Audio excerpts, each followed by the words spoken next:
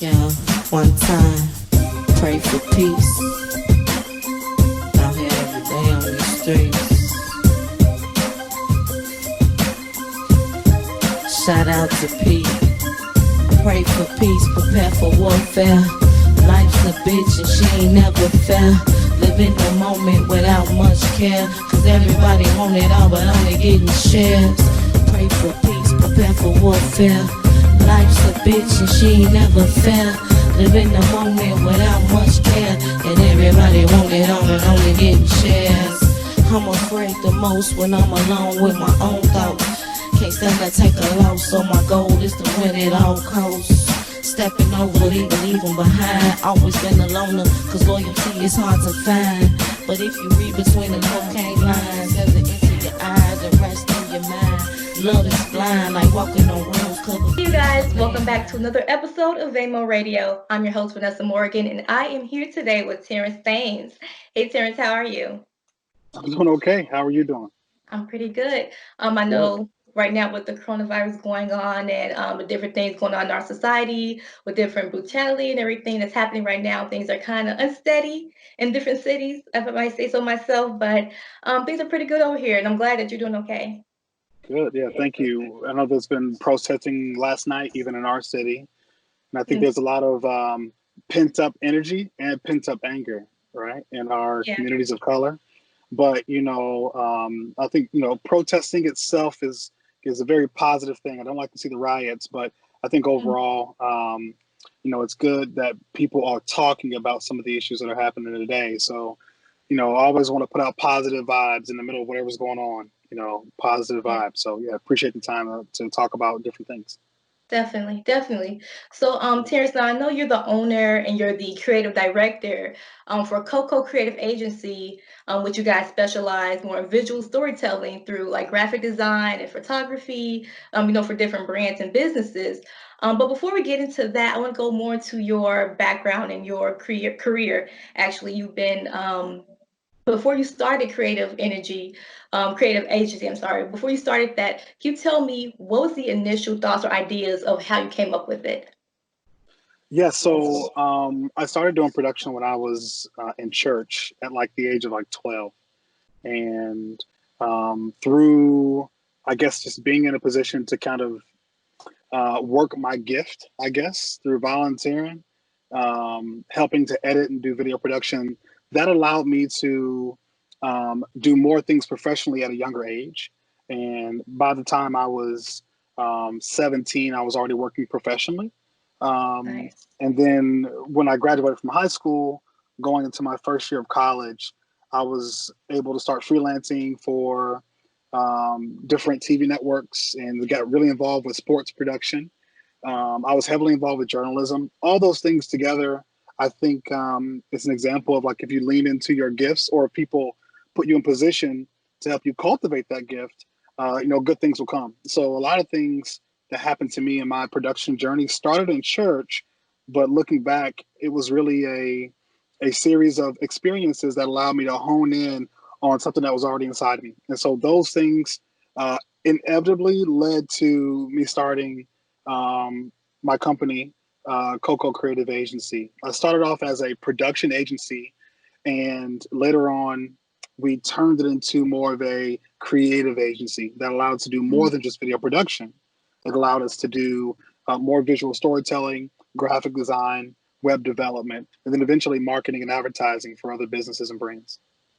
Nice, nice. Definitely. And I know you guys actually got into a lot of different major companies, including McDonald's and Papa John's, as well as Allstate, which are some of the biggest major companies of today, especially including now. So can you tell me what was it like, getting the experience of being able to being offered the opportunity of working with these kind of companies that are on TV, like everywhere we go, we'll see them outside, anywhere. So how's the opportunity?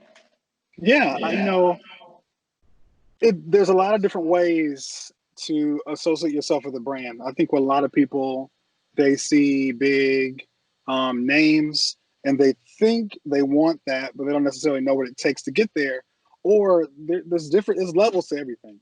So I was able to work with a lot of those brands through helping to implement advertising on behalf of those brands. And I actually did a lot of that work in a subcontracting role.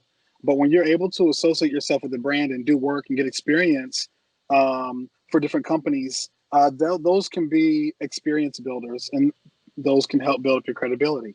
So working with a lot of these companies came in the form of being subcontracted out to help implement advertising in athletic arenas. And so that was great. And then one contract leads to another contract, leads to another one. And it's not necessarily the case that I had to go out and give the contracts. Someone else was able to do that. And then I was able to implement what they had sold. And so for anyone out there looking to work with bigger brands and get experience for those resume builders, I would always think about where are these brands at? And then how can you affiliate yourself to add value to what someone else is doing on behalf of that brand? We haven't been out making commercials for any of these brands per se, but we were implementing content that these brands gave the okay on. And those are brand building opportunities that I was able to do over a period of time, really all at one time. There were some examples where we worked with some different brands where it was running commercials for them, implementing their advertising. Some of the other opportunities came from implementing graphic design and doing different things. Some of it was really more targeted marketing, but being in position to be a subcontractor for that can really help any entrepreneur grow their resume. And that's how I grew mine. Nice, definitely. I mean, I really appreciate the passion and everything that you have for being able to continue with your career, because a lot of people, sometimes I know a lot of people give up or like, oh, it's too hard. I don't want to continue doing this or whatever, but it's something that you're passionate about. And you see, like you said before, and I read more about you, and knowing that it's something that you actually want to do to help people, that you continue it. And I appreciate that for sure. Yeah, thank you for that comment. I was born in Chicago, and when I was younger, my cousin who was going to college in Iowa, her and my mother decided to allow me to go move to Iowa and have just a better life, more opportunities, education wise, just kind of get out of, from the south side of Chicago. And, that even as I've grown up and life happens, I think you can't forget where you come from or why you are the way you are. And as I've gotten older and now I have kids, and we kind of create these different communities and ecosystems, you have to really have a heart for your people, or whoever your people are. I mean, your people can be anyone who's trying to make it and doesn't come from backgrounds like you, or don't come from backgrounds of privilege. But you have to have a heart to give back and have a heart to help people. And definitely that's something that I have as well. And I think part of my background helps inform that conviction. Definitely. Definitely. I know everything that you do pretty much is with a genuine passion and purpose for things that you do, including your company, creative agency. So I want to know, like, are there any kind of other things that you find passionate into, aside from your agency or aside from things that you've done prior? Anything that you find passionate doing in today's time? Sure. Yeah. Well, I think entrepreneurship in general is a huge passion of mine, especially among communities of color. I am involved in a couple of boards one in particular that is all about creating equity when it comes to access to financing in different communities. Equity when it comes to opportunity for communities of color to build wealth. And so that's something I'm very passionate about. I'm very passionate about journalism. I was involved in journalism when I was in high school. And as I got a little older, I stayed involved with journalism, teaching it in the summer times to high school kids, doing work with the National Association of Black Journalists. So that's something that I'm very, very passionate about. I'm passionate about just building wealth, families building wealth, and different opportunities that people can take to build wealth, whether it's through passive income, through having a trucking company or real estate or whatever it is. I'm all about people of color and communities of color having a pipeline and a pathway to build wealth for their families. And I'm passionate about my faith, my faith and my family. Those things are very important to me. I have a beautiful wife and 3 lovely children. And so I'm very, very passionate about family and my faith. A big part of my convictions and who I am goes to how I was raised, raised in the church. Like I mentioned, I started doing production in the church. Mm-hmm. And for me, I think my faith is very important. And that's morphed down through the years. But those things are very passionate. I'm very, very passionate about entrepreneurship, wealth building, faith, and family. Definitely, definitely. And now, prior to working independently and getting involved into Coco Creative Agency, you're really heavily involved in major college sports, and productions as well as post productions, and creating the designs for it for Drake University. So, how did you come about that position to become the director of creative services? Yeah, so it was kind of a happy coincidence. I was in a transition career wise, and I just reached out to someone at Drake University to see if they needed help with any production related things. Turns out they did. And so I filled in doing some things temporarily right before basketball season started that particular year. And, I just tried to make the most of that opportunity. And so they needed someone who had video skills. They needed someone who could help things not to drop as they were in a transition personnel wise. And I had a skill set and I was available. And, thank God it worked out. So that opportunity turned into me working at this particular university full time for about 3 years. And, in careers, when people take on jobs or opportunities, I think your talent may get you in the door, but it's not necessarily what's going to keep you there. That talent has to be developed.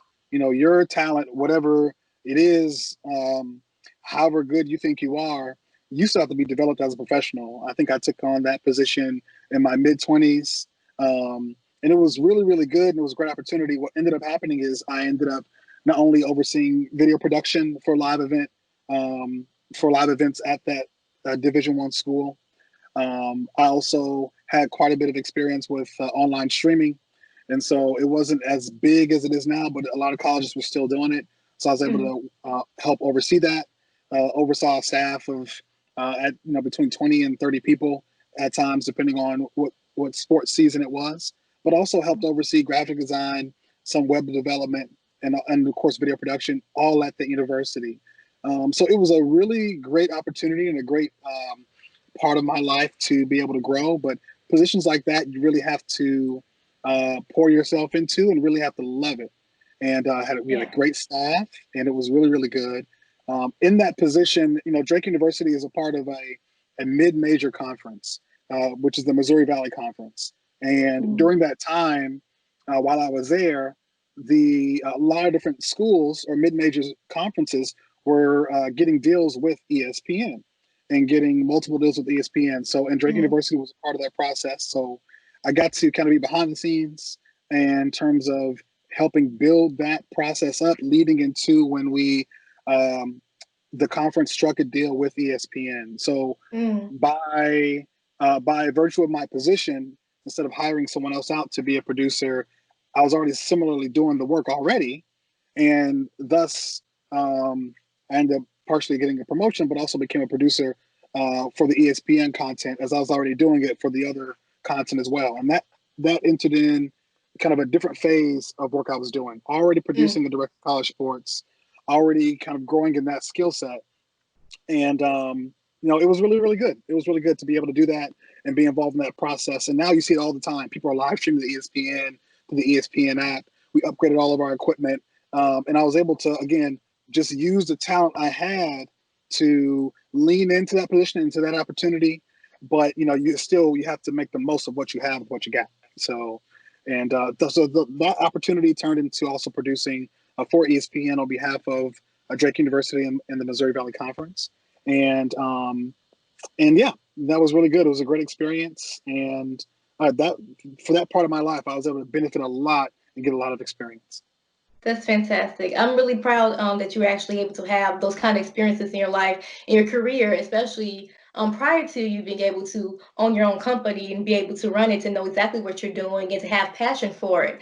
I think that's fantastic. And I'm actually glad, like you said before, it was something that you already had passion for and that you love to do. And then you got all these opportunities, which is actually how it starts, instead of people normally being, money hungry and chasing after money. If you chase after what you like to do, the money will come. Yeah, I needed that money though. I ain't gonna lie. Yeah, I yeah. so well, I got married at 21 and my wife was 18. And so those are college ages, you know what I mean? Hmm. And a year after we got married, we started having children. And we were just kind of just living, and at that Yeah. time we were also growing up together, learning who we were as adults, young adults together. And we started having kids. So, when you are in a relationship like that, you're bound to have problems like any other relationship. But in financial problems is one of them. And Hmm. so that's just reality of how it is. But at the same time, I am blessed to have basically, for the most part, been able to work in my career for most of my adult life. There was a time where after I got married, I had to step back and I worked in essentially in IT, doing some different things. But I was still freelancing on the side, and that passion never left.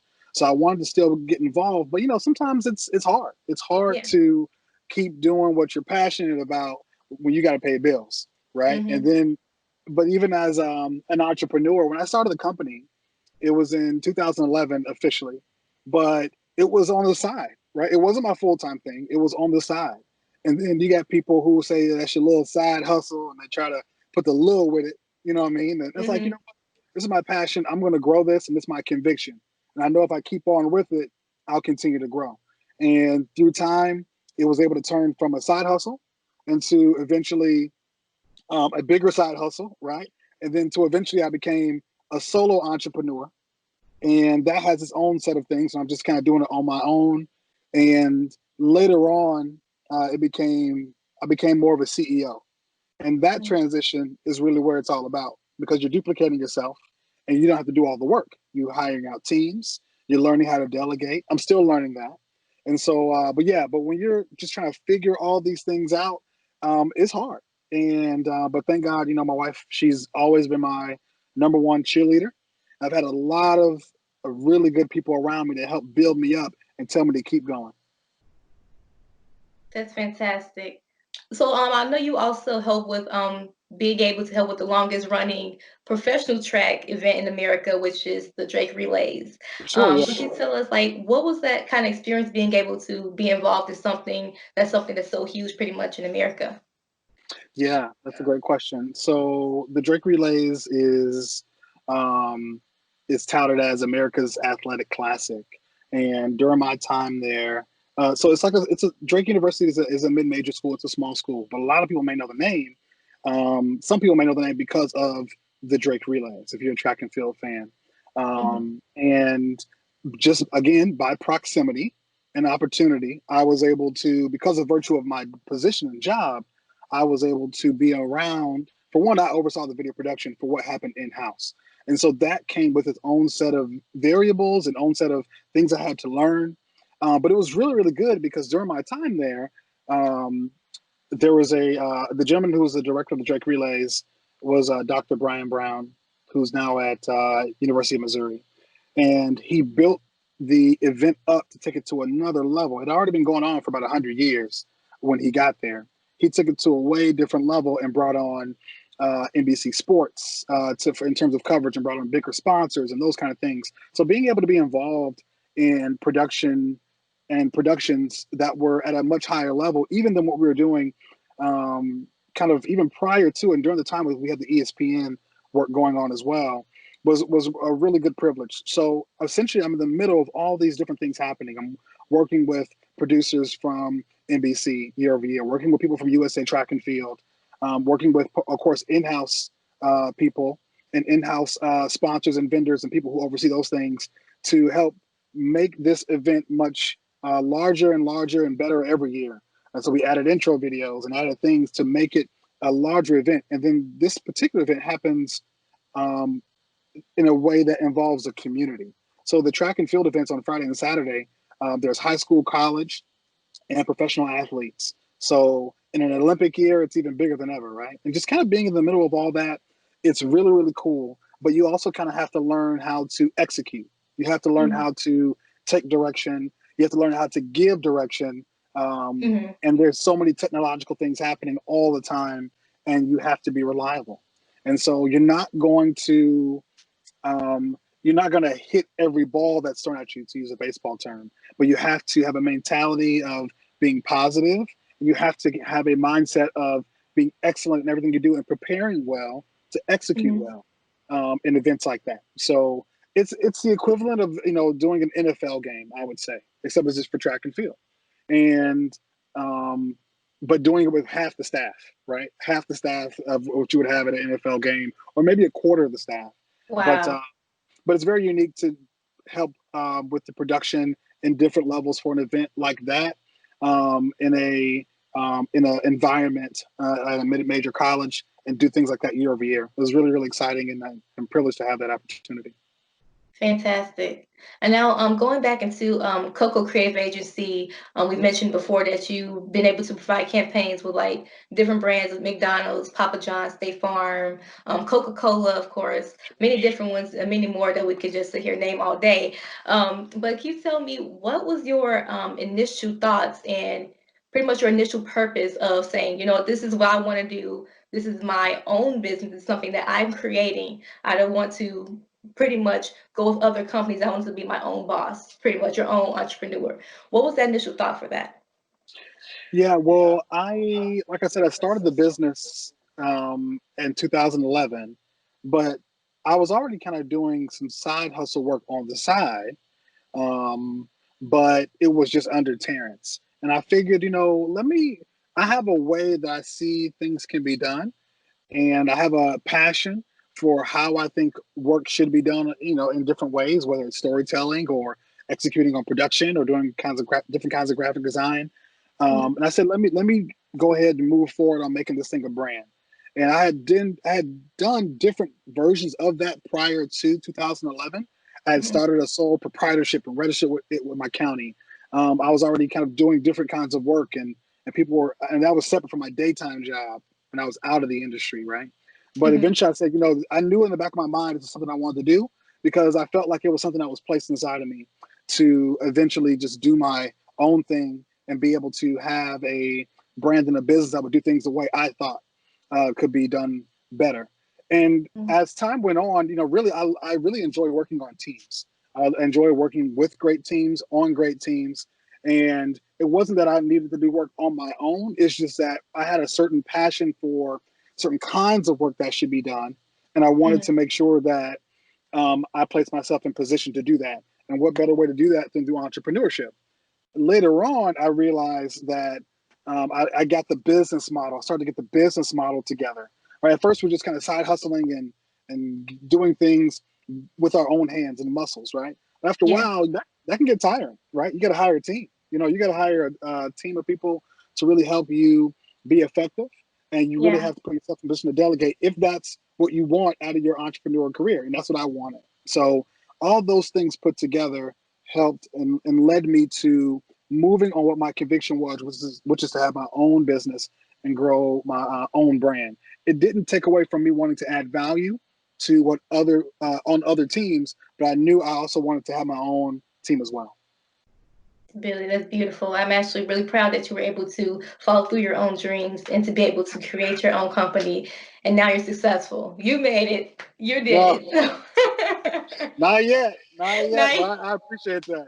Yeah, we're getting there. We're just taking things one day at a time. It's all you can yeah. do, and you have to have a plan, and you have to execute on that plan. And there's going to be a lot of tough times. There's going to be things where don't know where to go. You don't know what to do, but you have to align yourself with other great people, other great Mhm. thinkers. You have to look at other examples. You don't have to reinvent the wheel. You can copy and paste, right? If there's a model, you can rock that out, copy and paste. And I think winning begats winning, right? If you do well, you want to be around other winners. That will continue to produce a winning mentality, winning processes, winning systems, and those things are what lead to, I think, continued success, if that makes Yeah. sense. So we're working it. We're on our way. Definitely, definitely. So, Terrence, if you could give us one piece of advice, you can leave us with just this. What is one piece of advice that you could give someone who's embarking on an entrepreneurial journey in their lives? First, I would definitely do your homework. People try to jump out there with the conviction. But a conviction ain't gonna get you nowhere. You just gonna have a zeal out there with, no knowledge, no understanding about how to execute on what you feel passionate about.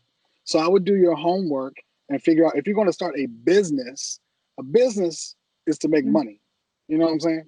I mean, I was passionate all day, about different things, but after a while, you kind of got to get tired of doing something that you're passionate about and figure out how to make the business model of what you're doing work. There's a difference between a hobby and a business. And so Yeah. you want to be able to differentiate between those things. And you want to be able to, once you understand the difference between your hobby and a business, or turn something from a hobby into a business, once you understand the difference, then you want to be able to execute and take the steps to make it what you want it to. If your goal is to bring in $30,000 a year with your side hustle, that's okay. The average African American business brings in only annually $20,000 a year. That's not a lot of money. You know what Right. I'm saying? And the average African American business only has one employee. That means that's you. That Right. means you're not creating jobs. You know what I mean? That means you're side hustling. You know what I mean? Yeah. And you can't live off that. You know what I'm saying? I True. mean, maybe not in this country. So you want to, if you understand and you do your homework, then okay, if I want to make this thing grow, what is something that I can, what's a model that is scalable? So do your homework first. The other thing I would look at is look at getting mentorship. Mentorship is very important, and there's different kinds of mentors, and there's different levels of mentors as well. When you're starting out, get someone who can teach you about money. When you're starting out, get someone who can teach you about credit, business credit, and learn those things early. Once you get to that certain phase, okay, figure out how can I make $5,000 in a month. Set goals. Okay, how can I make $10,000 in a month? If I can make 5, I can make 10. You want to be able to set goals, and mentors can help you in that process to organize your goals and then give you a pathway to reach those goals, and then just keep bossing up. You know what I'm saying? So those are a couple of things I would advise, but also I would say be true to yourself. You can't Yeah. be nobody else. Just because somebody's out there, in my case, doing graphic design, or doing video production, doing live streaming, making websites, doing whatever, that's cool and that's them. But everybody has a lane. You know what I mean? There's so much money out here in this world through government contracting, through private contracting, and in your state, in your region. There's room for everybody. So you have to be true to yourself. For me, there was a time where I didn't know who I knew I wanted. I knew that I had to execute on having a production company. I knew that when I started on my own, someone told me this. It was a venture capitalist. He said, when you're starting out, your first year, you're going to take everything because you're just trying to make it. I'm like, oh no, I Yeah. won't. He was like, no, yes you are. He was like, but take it from me. And he was right. But he was like, as you get on in your business, you need to continue to define who you are and refine the work that you take on. Once you can define that, who you are and what is your niche, then lean in. Basically, he's saying lean into that niche, and there's nothing wrong with that. We hear the term, niches get riches, and it's true. It's true. There's a market for everything, but I think that goes back to being unique and bringing your own personal style, twist, stank, to your product offering or to your service offering. Yeah. So that's the last thing I would also say. Be true to yourself, be true to who you are, and be unique, because no one can do your job like you can. No one can speak like you can. No one can think like you can. No one can sell or talk like you can. No one can deliver a product like you can. And that's true. It's true. So those things hopefully will help somebody to be the best they can be. Definitely. Well said. Very well said. And Terrence, where can we stay connected with you on social media or your website? I think we can always find out more about what you do, or if someone's looking for a service, where can we stay connected? Yeah. So our website is cococreates.com. That's COCOA, like hot cocoa. Cococreates.com is our website. And then they can also, if they want to follow me, I'm at Creative Thames. So it's Creative Thames on Instagram, Creative Thames on Facebook, I'm not as active as I should be, but I'll be putting out a lot more knowledge just about tips to help encourage people, whether it's about entrepreneurship or business or just being the best self. So yeah, check me out there. Fantastic. You guys, again, this has been another episode of VaMo Radio. And you can check out this interview on our YouTube channel as well as vamo-radio.com. Thanks so much, Terrence. I appreciate having you on the show. Yeah, no problem. Thank you for having me. Appreciate you.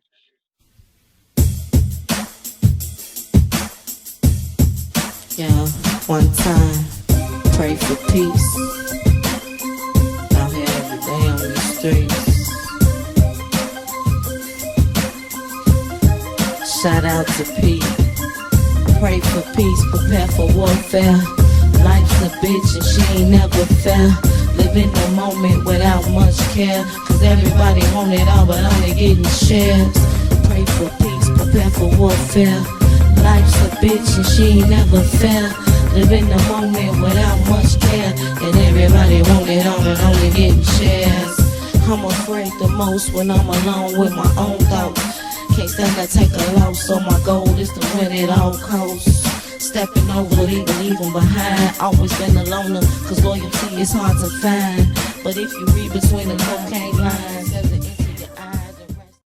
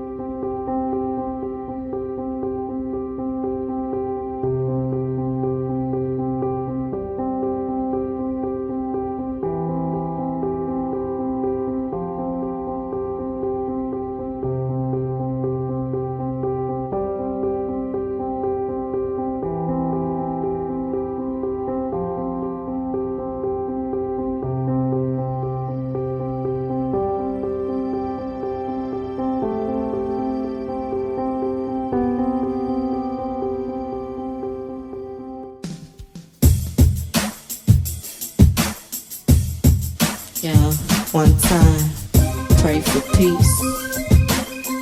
Out here every day on the streets. Shout out to Pete. Pray for peace, prepare for warfare. Life's a bitch and she ain't never fair. Live in the moment without much care. Cause everybody want it all but only getting